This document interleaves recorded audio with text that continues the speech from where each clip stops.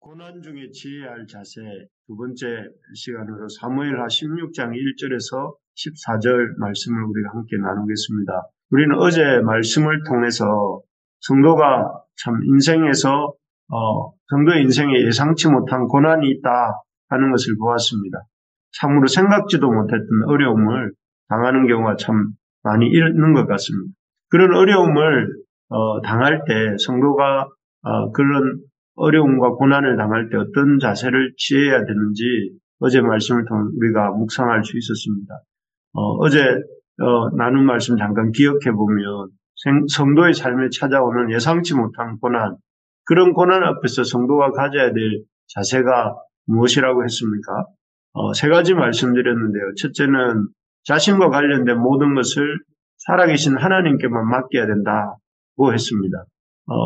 그래서 다윗은 이 압살롬의 반역을 당하면서 그 언약궤를 메고 자신을 따르겠다고 나온 제사장 사독과 아비아달에게 이렇게 아비아달을 받아들이지 않고 단호하게 그들을 예루살렘으로 돌려보냅니다. 이를 통해서 다윗은 살아계신 하나님 외에는 그 어떤 것도, 심지어 그것이 언약궤라고 할지라도 언약궤만 있으면 하나님은 무조건 자기들과 함께 하신다고 사람들이 믿었는데, 그런 언약궤를 의지하는 그런 것도 거절하고 오직 살아계신 하나님이 도우시면 언약궤가 있어도 없어도 하나님이 자신을 살리시고 죽이신다 하는 것을 믿고 하나님의 처분에만 자신을 맡기는 그 모습이 바로 그 자신을 따르겠다고 언약궤를 메고 나온 제사장 사독과 아비아달을 이렇게 돌려보낸 것이었는데요. 우리가 이렇게 다윗처럼 고난을 당할 때 그 어떤 것도 의지하지 아니하고 오직 살아계신 하나님만을 바라보면서 하나님의 도우심만을 구하고 간절하게 하나님을 의지하려는 태도가 있어야 되겠다 하는 생각을 합니다. 고난이 올 때에 고난으로 인해서 언약궤가 있으면 무조건 승리하겠지 하면서 언약궤를 의지하는 것도 아니고 그 언약궤를 메고 온 사람들을 의지하는 것도 아니고 오직 하나님만을 의지하는 그 태도가 고난을 당할 때 우리가 가져야 될 태도다 하는 것이죠. 두 번째로는 다윗은 그 고난 앞에서 그 압살롬의 전략가인 아히도벨의 모략이 허사로 돌아가게 해달라고 하나님께 기도합니다. 인간적으로 생각해 볼 때 칼과 창 또 힘으로 싸우는 이 전쟁에서 이렇게 손을 모으고 다윗이 하나님께 기도하는 것이 그 전쟁에 얼마나 도움이 될까 싶지 않습니까? 하지만 다윗은 그 위기 상황 속에서 그 무엇보다 하나님께 간절히 기도합니다. 아히도벨의 모략이 허사가 되게 해달라고 기도합니다. 그리고 이러한 다윗의 기도가 이렇게 놀랍게 응답됩니다. 그래서 압살롬이 그 아히도벨의 기가 막힌 계략들을 이렇게 듣고는 그 계략대로 했으면 다윗을 크게 어렵게 할 뻔했지만 오히려 다윗을 아히도벨의 계략을 듣지 않습니다. 결국 그래서 아히도벨의 계략은 실패로 돌아가게 되고 다윗은 목숨을 건질 뿐 아니라 그 전장에서 승리하게 됩니다. 비상시국이라 할지라도 또 당장 필요한 것은 기도가 아닌 것처럼 보인다 할지라도 낙심하거나 좌절하지 않고 기도할 때에, 다윗처럼 기도할 때에 그 고난의 상황을 하나님께서 놀랍게 풀어가신다 하는 것을 믿고 다윗처럼 비상한 마음으로 우리가 기도하는 우리가 되기를 소망합니다. 힘든 일이 있을 때 우리가 더 기도합시다. 기도하면서 하나님을 의지하면 하나님께서 더 좋은 길을 주시는 줄 믿습니다. 세 번째로 이렇게 어제 말씀이 이 고난당할 때 가져야 될 자세가 첫째는 하나님께만 맡겨야 된다. 두 번째는 기도해야 된다는 것이었다면 세 번째는 자기가 해야 할 일도 다윗은 부지런히 감당했다 했습니다. 그래서 그는 자식의 사람들을 아주 이렇게 전략적으로 배치를 합니다. 그래서 앞에 방금 말씀드린 것처럼 대사장 사독과 아비아달을 예루살렘으로 돌아가게 해서 예루살렘 성의 형편을 자신에게 알려주도록 하고 또 전략가 후세, 다윗의 친구였던 후세가 있는데 이 후세를 돌려보내서는 이 압살롬의 수뇌부에 들어가서 이 압살롬과 아히도벨 사이에서 있었던 그 전략 회의에서 이 후세가 이렇게 방해를 하도록 그렇게 후세를 배치를 해둡니다. 그리고 실제로 이 후세는 아히도벨의 그 계략을 무력화시키는 그런 계략들을 압살롬에게 얘기하여서 다윗을 돕습니다. 그래서 이런 전략적인 배치, 후세와 또 이렇게 사독과 아비아다를 이렇게 전략적으로 배치함을 통해서 이 다윗은 자기가 그 전략가로서 해야 될 일들을 함으로써 압살롬과의 전투에서 좋은 위치를 차지하게 되었습니다. 오늘 본문은 그런 고난 앞에서 성도가 취해야 될 자세가 그런 세 가지, 하나님께만 맡기고 또 간절히 기도하고 또 이렇게 부지런히 자기가 해야 될 일들을 감당하는 것과 이어서, 그리고 그 고난의 상황 속에서 사실 고난이 오면 그 고난도 고난이지만 그 고난을 더 힘들게 하는 사람들이 반드시 나타나는데, 그런 고난을 힘들게 느끼게 만드는 그 사람들을 어떻게 대해야 되는지, 어떤 자세로 이렇게 대해야 되는지 오늘 다윗을 통해서 이어서 보도록 하겠습니다.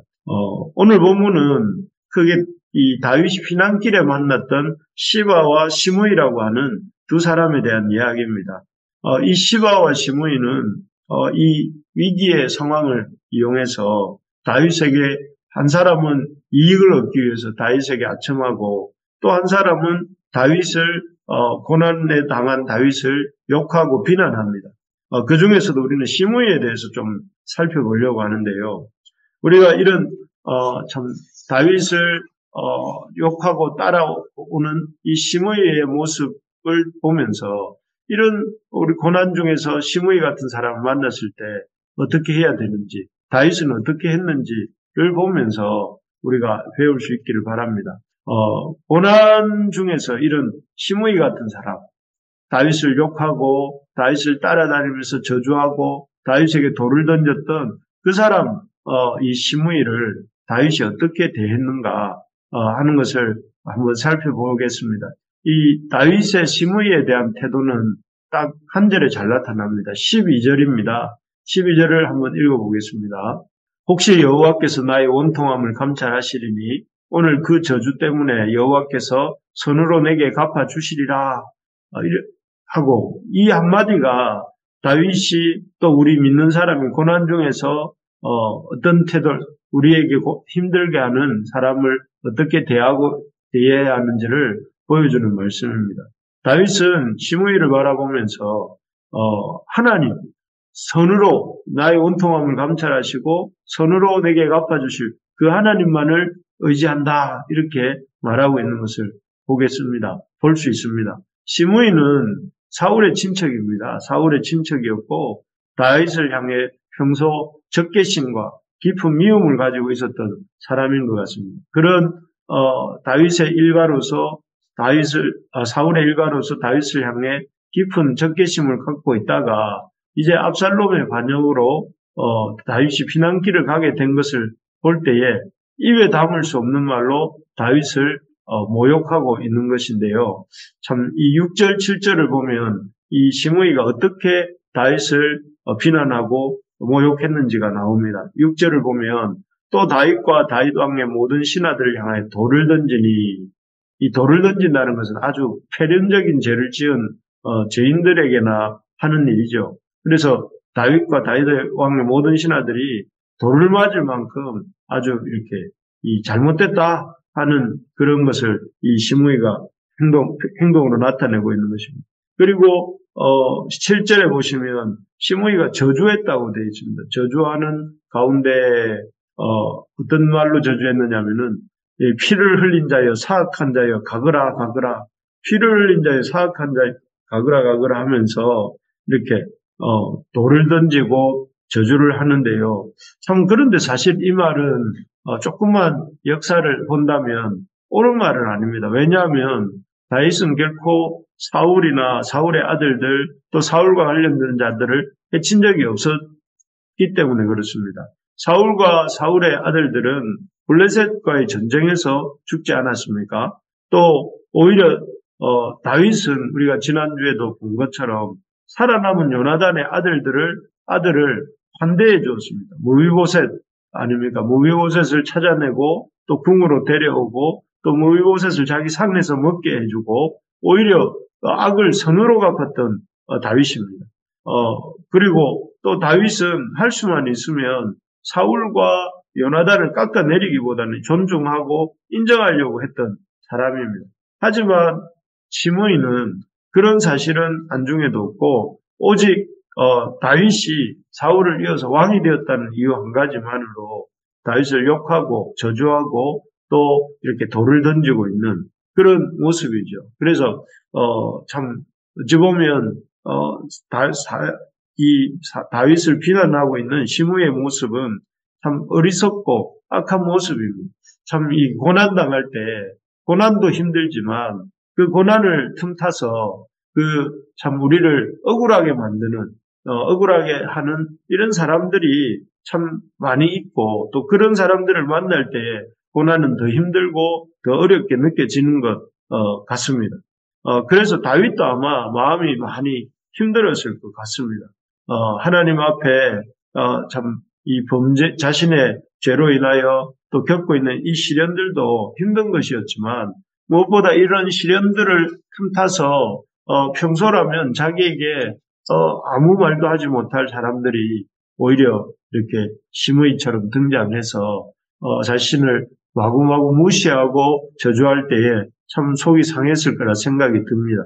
하지만 그래서 다윗 주변의 사람들도 참 이 시므이를 보면서 분노합니다. 9절에 보면 스루의 아들 아비새가 왕께 여짜오되 이 죽은 개가 어찌 내 주 왕을 저주하리까? 청하건대 내가 건너가서 그의 머리를 베게 하소서 하니 여기 아비새라고 하는 다윗의 장수가 시므이를 죽은 개라고 일컬으면서 내가 그의 머리를 베게 해달라고 다윗에게 청합니다. 그러나 이 다윗은 이런 이 시므이와 시시비비를 가리려고 하지 않죠. 그래서 10절에 보니까 스루의 아들아 내가 너희와 무슨 상관이 있느냐? 그가 저주하는 것은 여호와께서 그에게 다윗을 저주하라 하시미니 내 어찌 그리하였느냐 할 자가 누구겠느냐? 이 역시 다윗은 이 상황 속에서 시므이와 시시비비를 가리기보다는 이 모든 상황 속에서 하나님이 일하시는 것을 인정하고 또 그러한 하나님께 자신의 참 대한 어떤 모든 것들을 감찰하시고 갚아주실 것을 믿고 있는 이런 다윗의 모습을 보게 됩니다. 그래서 시므이를 하나님의 손에 맡기고 그리고 다윗은 그 하나님께 하나님의 처분을 기다리는 것이죠. 그렇습니다. 다윗의 이 모습이 바로 시므이를 대하고 있는 이 모습이 우리가 고난을 당하고 있을 때, 억울한 고난을 당할 때에, 또 힘든 고난을 당할 때에 그 고난 속에서 우리가 가져야 될 태도입니다. 우리가 힘들고 억울한 일을 당할 때 그 고난으로 인해서 불평하지 말고 하나님께 기도하고 또 그 고난을 틈타 우리를 괴롭히는 사람들과 싸우지 말고 그 사람들도 하나님의 감찰하심에 맡기고 하나님께서 판단해 주실 것을 의지하면서 우리가 해야 될 일은 그 사람과 이렇게 다투고 분쟁하는 것이 아니라 더 하나님을 신뢰하고 하나님께 가까이 나아가서 하나님을 의지하는 우리가 되어야 되는 것입니다. 혹시라도 지금 힘든 고난 중에 있는데 또 더 그 고난을 힘들게 하는 사람이 있습니까? 아마 있을 것입니다. 우리의 삶 속에 그런 고난도 있고 힘들게 하는 사람도 있습니다. 그리고 억울한 마음도 있을 것입니다. 그럴 때 하나님께 맡길 수 있기를 바랍니다. 하나님께서 자신을 이 시므이를 하나님께 맡긴 다윗을 향해서 선을 베풀어 주셔서 나중에는 억울함을 풀어 주시지 않습니까? 그것을 믿고 우리도 우리에게 있는 힘든 고난 속에서도 하나님만을 의지하고 하나님께 기도하고 또 하나님의 그 도우심을 의뢰하면서 우리 해야 할 일들을 하고 또 믿음으로 가는 믿음으로 이렇게 참 사람들을 대하는 우리 모두가 될 수 있기를 간절히 소망합니다.